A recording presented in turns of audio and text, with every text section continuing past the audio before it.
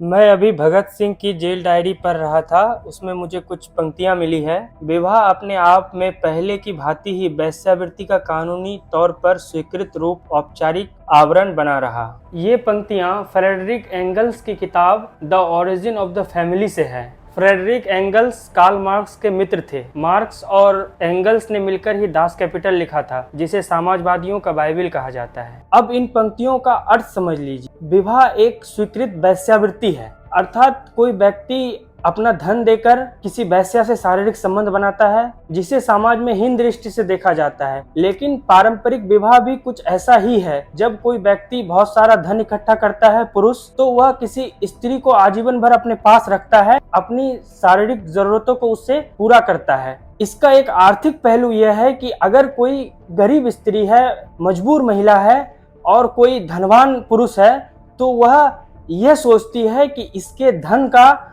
जो उत्तराधिकारी होगा वो इसी का पुत्र होगा, और अगर मैं इससे विवाह कर लेती हूँ तो मेरा पुत्र ही इसके धन का उत्तराधिकारी होगा। यानी जितनी मेहनत इसने की है, जितना धन इसने कमाया है, उसका सारा हकदार मेरा पुत्र होगा। दरअसल ये समाज के ऐसे सच्चाई को दिखाता है जो हम स्वीकार करने से डरते हैं।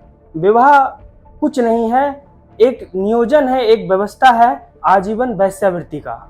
एक और बात मैं आपसे कहना चाहता हूँ, ये भगत सिंह की जेल डायरी जो मैं पढ़ रहा हूँ, हमें हमेशा से बताया गया कि भगत सिंह एक क्रांतिकारी थे। हमें ये नहीं बताया गया कि दुनिया में जितने भी समाजवादी लिटरेचर हैं, जितने दर्शन हैं, सबको भगत सिंह पढ़ चुके थे सिर्फ 23 साल की उम्र में। और वे सिर्फ एक क्रांतिकारी नहीं थे, एक बहुत बड़े अध्येता थे, दार्शनिक थे और बहुत बड़े विचारक थे, जिन्हें हमें उस रूप में नहीं बताया गया जो उनका वास्तविक रूप था। क्रांति उनके जीवन का एक बहुत छोटा सा पहलू है।